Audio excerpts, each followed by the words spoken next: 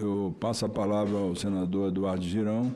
Eu escrevi exatamente pela chegada. Quem chegou primeiro aqui foi o senador. Muito obrigado. Eduardo Muito obrigado, Girão. Presidente. Quero cumprimentar todos os colegas. Senador Girão. E eu gostaria, presidente Otto, em primeiro lugar, lhe parabenizar pela sua pontualidade, que é uma coisa que virou realmente uma regra aqui da CCJ, graças à sua presidência. Lhe parabenizo por isso. Mas antes de fazer a minha fala, eu queria fazer uma consulta aqui aos colegas, se for possível. Existe uma expectativa enorme da sociedade brasileira para que seja enterrada essa PEC. Quero parabenizar o senador Alessandro Vieira pelo relatório. E eu pergunto se a gente poderia, por aclamação, não sei, fazer agora essa votação, que acredito até que vai ser simbólica, e depois faríamos aqui as manifestações. Eu escrevi algumas sugestões, se for possível. Se não for, não. Então tá bom. Então eu vou...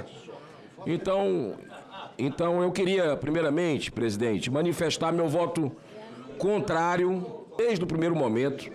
Na semana passada ainda, lá na Câmara dos Deputados, quando estava sendo deliberado, tive acesso ao texto, foi público, e eu já vi ali que é raro na mão. A diferença entre o veneno e o remédio é a dose. Então, poderia até ter um objetivo nobre, como a gente compreende hoje. Eu acredito que nós vivemos um sistema de chantagem aqui entre alguns ministros do STF. Isso, inclusive, saiu matérias públicas e em algumas votações interferência direta com relação a posicionamento de parlamentares, mas não tem o menor cabimento, em pleno século XXI no Brasil, a gente ter voto secreto para admissibilidade de processo contra parlamentares. Isso não faz o menor sentido. E eu quero aqui também dizer que ampliar o foro privilegiado para dono de partido vai completamente contra os anseios da sociedade.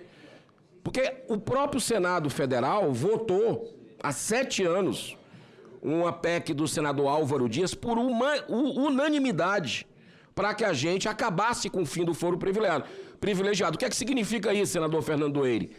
Que os processos que estão na mão de ministros do Supremo, seja de senador, seja de deputado, seja de correligionários, saiam das mãos desses 11 ministros e vá para as instâncias inferiores, inclusive primeira instância. Por que nós temos que ser diferentes da população? Não tem cabimento isso. E esse fim do foro privilegiado, onde é que ele está parado? Na Câmara dos Deputados há 7 anos. O Senado já fez o seu papel com relação a isso. Então, outra coisa é com relação a essa ampliação para dono de partido, para presidente de partido que não é parlamentar, que não foi eleito pelo povo. Então, não tem o menor fundamento e por isso eu acredito que essa PEC ela precisa ser enterrada hoje. Eu quero também falar o seguinte, importante que se diga, além dessa votação dessa PEC ser inoportuna, inadmissível nesse momento, nós não podemos dizer, e temos que ter o antídoto correto, que eu acredito ser o fim do foro privilegiado, ou o impeachment de ministro do Supremo. O remédio está aqui. Porque o caso do Marcos Duval, um colega nosso, que tirou licença agora, é um caso que constrange as pessoas de bem. O senador Marcos Duval é uma vítima exatamente desse processo. Acredito que nós precisamos corrigir isso. Um outro colega meu, parlamentar do Partido Novo, que, diga-se de passagem, votou contra esse projeto na Câmara em peso e conseguiu o voto aberto, conseguiu um destaque para deixar o voto transparente, mas aí numa manobra regimental da Câmara, horas depois, se voltou o voto secreto. O deputado Marcel Van Hatten está sendo processado. Está sendo processado por uma fala na tribuna da Câmara dos Deputados, exercendo o seu mandato.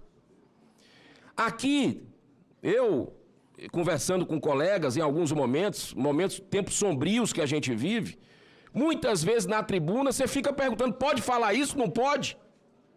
Devido ao momento que a gente vive de ditadura no Brasil. Nós não estamos numa democracia. Mas aqui, esse projeto, ele vai totalmente contra os anseios legítimos da sociedade brasileira.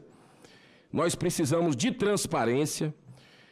Foi muito bem entregue esse projeto nas mãos do senador Alessandro Vieira, que desde o início do mandato aqui é um defensor, inclusive, o senador Alessandro Vieira, muito firme também em projetos de transparência aqui, desde o início, foi autor da CPI da Lava Toga.